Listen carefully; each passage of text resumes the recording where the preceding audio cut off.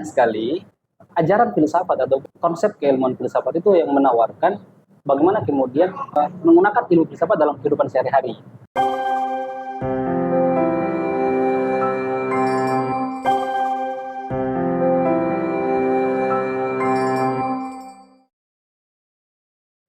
Assalamualaikum warahmatullahi wabarakatuh. Jumpa lagi dengan kami di podcast Biru Kuning. Perkenalkan, nama saya Jelan Nur, selaku host dalam podcast Biru Kuning pada malam hari ini. Dan juga orang sekarang sedang di Random Coffee. Nanti teman-teman juga ketika ingin ngobrol, diskusi santai bisa langsung ke Random Coffee. Sekarang saya ditemani oleh sahabat saya, sahabat Nasar Lundeto. Apa kabar? Kira-kira alhamdulillah sehat. Nah, beliau ini sekarang sudah menjadi dosen di IAIN, yaitu di jurusan filsafat, AFI ya, Akidah Filsafat Islam. Beliau juga S1-nya itu di AFI IAIN, dan juga S2-nya itu di Tulung Agung. Masih sama ya? Masih linear, itu filsafat begitu. Menarik nih teman-teman, ketika kehadiran seorang dosen. Jadi bagaimana kira-kira? Sekarang sedang sibuk apa, Pak dosen? Sekarang sibuk ngurusin organisasi dan juga ada pekerjaan yang formal, yaitu mengajar di kampus IAIN Sultan Hamid Gorontalo. Ada beberapa juga yang sudah saya pikirkan sebelumnya. Ini menyangkut dengan kepakarannya sahabat, yaitu di bidang filsafat. Itu sekarang kenapa ya banyak mahasiswa itu yang bisa dibilang sudah jijik sama filsafat? Itu kenapa kira-kira?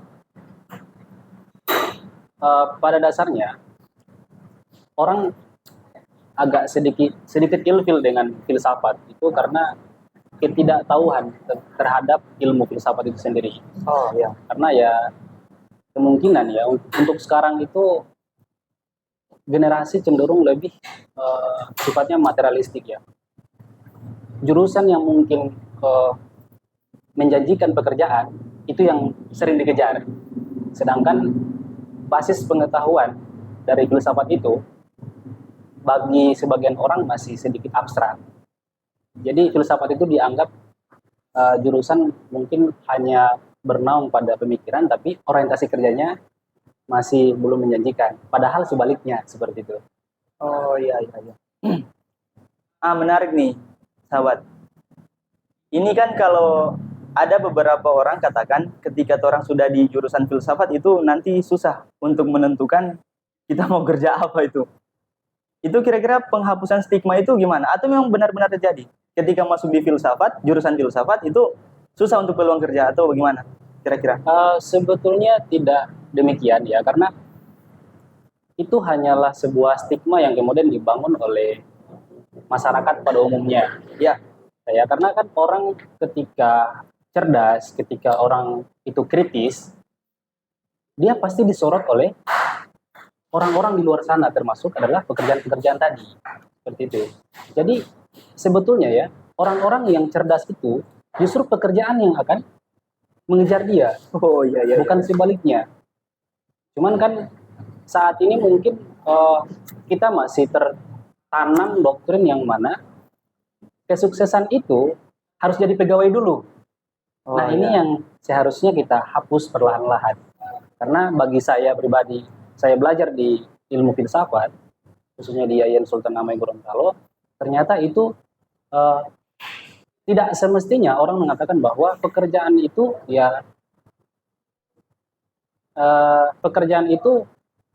harus kita dapati di ruang-ruang yang mungkin terlalu materialistik.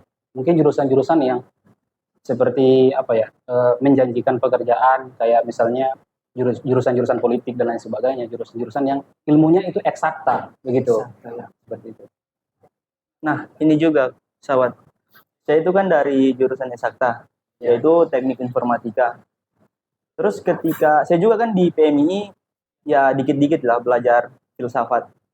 Nah, kiranya itu dalam dunia pendidikan seharusnya misal dalam ranah mahasiswa itu dalam mata kuliah umum pada semester 1 mungkin 2 begitu, itu seharusnya dimasukkan kurikulum filsafat. Itu kira-kira bagaimana pandangannya sahabat? Iya benar. Jadi eh, menurut saya pribadi ya, dan ini kemungkinan besar sudah teruji juga di luar, yang mana bahwa sekalipun keilmuan ataupun jurusan yang ada di kita saat ini, yang mungkin banyak yang menggeluti ilmu eksakta termasuk ilmu komputer dan lain sebagainya, ternyata setelah saya lihat ini membutuhkan ilmu filsafat juga, karena penting untuk menganalisis sesuatu itu lebih mendalam. Misalnya bagaimana kita mengoperasionalkan media sosial, kan seperti itu. Kalau misalnya kita tidak kritis melihat hal itu, maka kita akan terjerumus pada hal-hal yang mungkin kurang baik, karena kita arogan melihat sesuatu itu yang bisa apa ya, melihat sesuatu itu yang kemudian langsung kita ambil kesimpulannya tanpa melihat hal-hal yang lebih kritis lagi.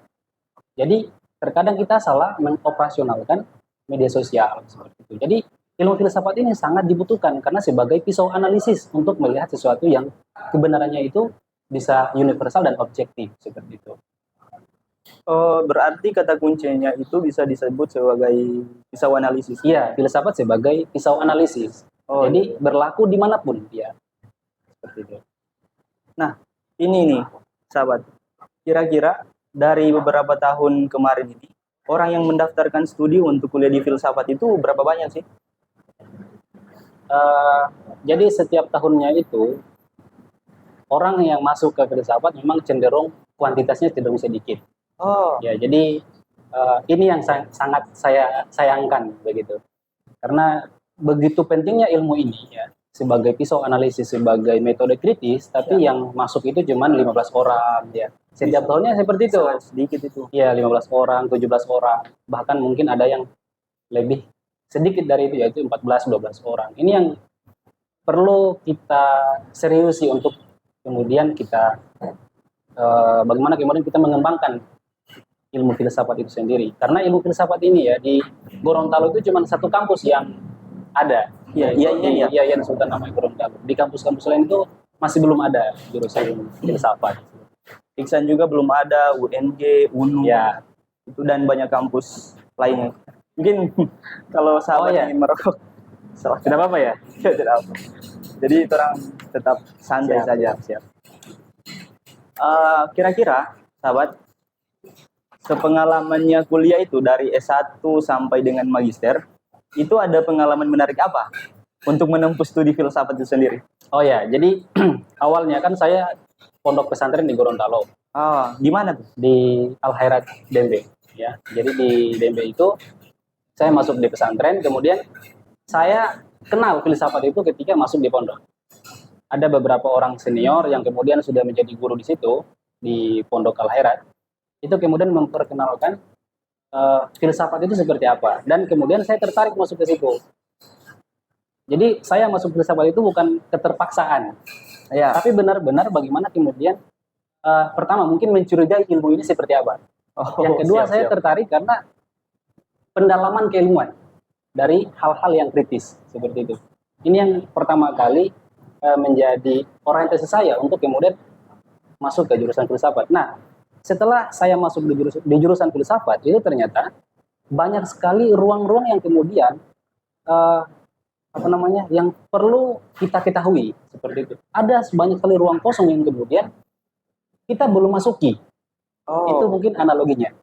Nah, saya waktu itu belum mengenal filsafat, saya seakan-akan orang yang mungkin sudah mengetahui berbagai macam ilmu ya, mungkin masih panas-panas kan saat itu. Jadi kemudian saya masuk ke filsafat itu, saya melihat ternyata banyak sekali ruang-ruang yang belum saya explore seperti itu. Nah, ketika saya belajar filsafat, itu banyak sekali yang saya ketahui, termasuk adalah pembelokan sejarah. Itu yang paling penting. Yang mana kalau misalnya kita lihat saat ini, itu mungkin orang Eropa yang mendominasi orang Timur. Tapi ternyata ketika saya belajar filsafat, saya mengetahui bahwa ternyata itu ada pembelokan. Yang mana di abad pertengahan misalnya kan, itu orang Timur, khususnya orang Islam, itu ternyata maju luar biasa dibandingkan dengan orang-orang Eropa di abad pertengahan misalnya kan, seperti itu. Di Abbasiyah ya? Iya, Daulah Umayyad dan Abbasiyah waktu itu. Yang kemudian mengalahkan orang-orang Eropa waktu itu yang memang orientasinya adalah ilmu pengetahuan. Dan mungkin saat ini orang-orang Eropa itu mungkin mengklaim bahwa mereka yang mendominasi. Padahal sebelum itu Islam sudah mendominasi ilmu pengetahuan di abad pertengahan. Jadi ada pemulutan sejarah yang kemudian saya baru tahu ketika saya masuk filsafat. Oh, ternyata hal-hal menarik itu lebih cenderung ke pengetahuannya ya. Ya, jadi bukan hanya daya kritisnya yang ditawarkan oleh filsafat, tapi juga adalah sejarah-sejarah yang objektif. Oh. Ini untuk penghapusan stigma bahwasanya filsafat itu adalah ilmu yang menyesatkan. Filsafat itu kan sebenarnya filsafat itu sebagai mother of science. Tapi beberapa waktu kemarin ini perhelatan dialektika zaman itu filsafat sudah cenderung banyak orang yang mengklaim dia bukan lagi mother of science. Nah, parahnya lagi ketika dunia sekarang itu orang bilang filsafat menyesatkan, bisa membuat orang ateis begitu. Nah, kira-kira untuk penghapusan stigma itu bagaimana? Ya, kalau misalnya kita bicara ateis ya, kita ngomongin ateis berarti kita cenderung ke agama. Nah, jadi yang mengkafirkan ini biasanya kan orang-orang yang agamis. Ya, seperti itu, orang-orang agamis. Tapi tidak menutup kemungkinan yang mengkafirkan filsafat juga orang-orang eksakta biasanya seperti itu karena tidak mau kalah. Siap. Tapi ya kan? Oh ya. Tapi sebagian orang. Tapi kebanyakan orang-orang agamis yang mengkafirkan filsafat. Tapi sebaliknya sebetulnya kalau kita mengetahui yang mendalam persoalan filsafat, kita akan tahu oh ternyata filsafat ini tidak seperti yang orang bilang bahwa filsafat itu menyesatkan, kemudian haram dan sebagainya. Misalnya saya kasih contoh. Ketika filsafat itu kan orientasinya pemikiran. Ya, orientasinya adalah rasional. Seperti itu kan. Nah, saya kasih contoh misalnya dalam agama. Agama itu punya kitab, punya wahyu. Nah, wahyu ini dia tidak akan pernah berbunyi tanpa rasional. Seperti itu. Jadi sekalipun Al-Quran ya, mohon maaf, Al-Quran itu kan sempurna, luar biasa ya, kita yakinkan seperti itu. Tapi kalau misalnya tanpa rasional, Al-Quran tidak akan berbunyi. Maknanya seperti apa begitu. Jadi ini membutuhkan daya kritis dan rasionalitas. Dan rasionalitas dan daya kritis ini ada di dalam filsafat. Metode-metodenya itu diajarkan di dalam filsafat untuk kemudian membunyikan wahyu seperti itu. Jadi agama itu sebetulnya membutuhkan rasional dan rasionalnya itu ditawari oleh filsafat itu sendiri ya. Ada juga nih persoalan perkembangan pengetahuan dalam filsafat. Ini kan orang kalau bicara rasional, sebelumnya itu sempat ada dialektika antara kaum empiris, begitu.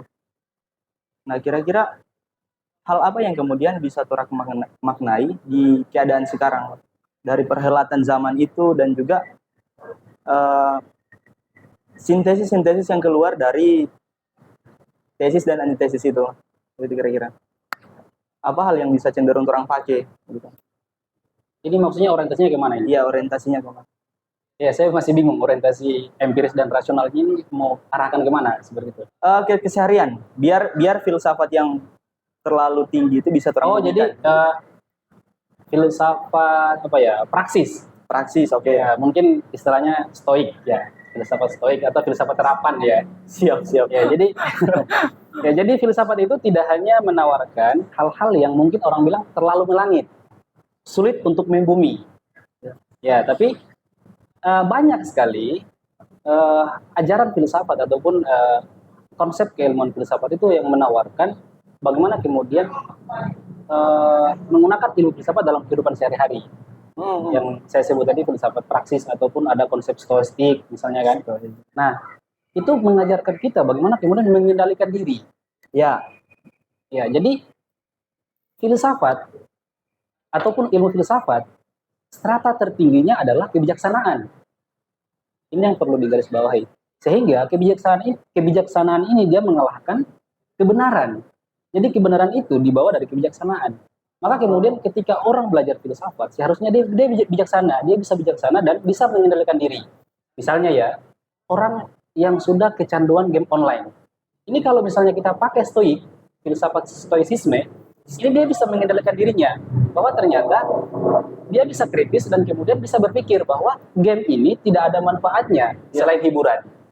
Seperti itu. Jadi dia bisa mengendalikan diri dan itu bisa dipelajari dalam filsafat stoik atau filsafat praksis seperti itu. Oh, jadi faktor yang bisa orang kendalikan itu faktor internal. Iya, pasti. Faktor eksternal itu ya biarkanlah begitu. Ya, seperti itu. Oh iya. Jadi di dalam dirinya kita. Jadi filsafat itu dia merasuk ke dalam diri, merasuk ke dalam batin. Itu sudah yang tertinggi. Sehingga batin itu bisa dikendalikan, mana positif, mana negatif. Seperti itu. Karena kebenaran itu kan masih mainnya kan masih rasional. Kalau sudah kebijaksanaan ataupun strata tertinggi dari filsafat, dia sudah main hati, dia sudah main intuisi yang bisa kemudian mengendalikan orang pada hal-hal positif. Oh, Gitu. iya iya iya. Nah, ini kan tadi sahabat juga menyebutkan kebijaksanaan. Kebijaksanaan itu melampaui dari kebenaran dan sebagainya tadi. Iya.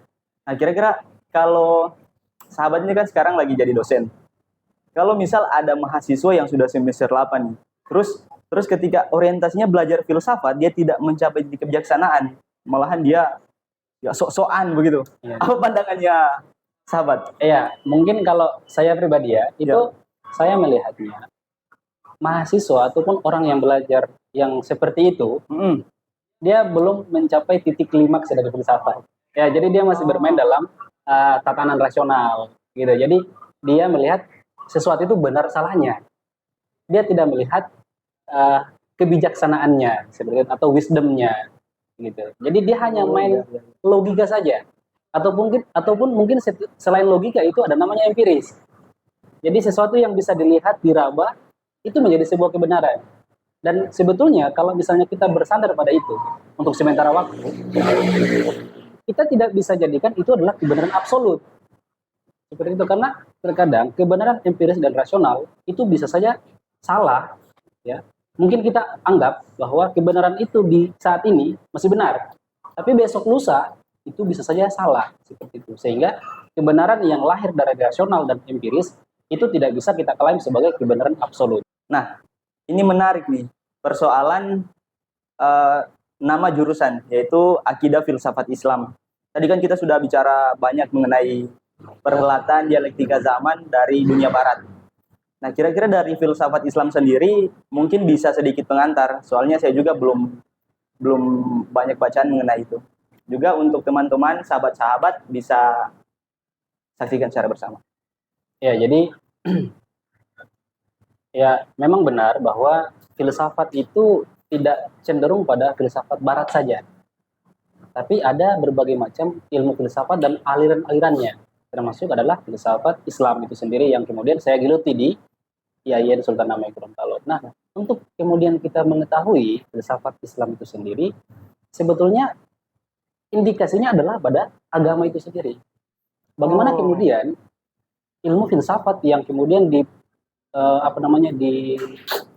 dipelopori oleh Aristoteles misalnya kan dan Plato sebagai metode misalnya itu diambil oleh orang-orang Islam di abad pertengahan untuk kemudian dijadikan sebagai alat untuk membedah wahyu. Seperti itu, sehingga dengan adanya metode filsafat barat tadi ataupun filsafat yang lahir dari Plato dan Aristoteles itu kemudian jadi ilmu baru di dalam Islam. Seperti itu. Jadi ketika jadi ilmu baru, maka ada cabang-cabangnya juga yang lahir. Misalnya di Islam itu ada teologi Islam ataupun yang kita kenal dengan ilmu kalam. Kemudian juga ada yang lahir ilmu tasawuf. Kemudian ada ilmu dialektika ataupun yang kita kenal dengan kalau dalam istilah Eropa itu paripatetik, ya, yang cenderung pada rasional tadi. Sehingga di dalam filsafat Islam itu punya 3 basis epistemologi. Mungkin kalau kita ke barat itu cuma 2 basisnya, yaitu rasional dan empiris. Itu basis epistemologi filsafat barat. Tapi kalau misalnya kita sorot ke Islam misalnya itu ada 3 basis epistemologinya, yaitu irfan ataupun irfani, bayani dan burhani. Jadi setelah nas itu ada rasional dan irfan. Yang ketiga adalah irfan, yaitu tasawuf tadi. Seperti itu. Jadi ada 3 kombinasi keilmuan di dalam filsafat Islam yang kemudian melahirkan berbagai macam ilmu-ilmu yang kemudian kita kenal dengan ilmu-ilmu saat ini. Seperti itu. Nah, tadi kan sudah dijelaskan filsafat penerapan dari stoicisme dan juga kerangka berpikir dari filsafat barat untuk wilayah penerapannya sudah. Nah, kira-kira menariknya ini dalam ranah filsafat timur atau Islam. Kira-kira bagaimana penerapan filsafat Islam dalam keseharian? Begitu. Ya. Jadi saya kan sudah lumayan ya belajar filsafat Islam dan filsafat Barat. Kemudian saya mencoba untuk membandingkannya. Ternyata filsafat penerapan itu tidak hanya ada di filsafat Barat dan Stoik misalnya, seperti itu. Di Islam juga banyak menawarkan itu. Salah satu yang paling menonjol adalah tasawuf. Jadi ada namanya ilmu tasawuf psikoterapi. Ya, jadi untuk kemudian kita mengendalikan emosi, kayak misalnya orang-orang yang ada punya gangguan jiwa, punya masalah stres, ya kan? Kan orang-orang cenderung banyak problematika yang punya ada sangkut paut dengan kejiwaan. Seperti itu. Ternyata di filsafat Islam menawarkan itu. Misalnya yang saya sebut tadi adalah ilmu tasawuf psikoterapi. Itu kemudian ternyata dia mampu mengendalikan manusia ataupun emosi manusia dalam ataupun bersandar pada nas-nas ataupun wahyu. Seperti itu. Jadi filsafat psikoterapi ini ataupun tasawuf psikoterapi ini dia punya landasan pada wahyu.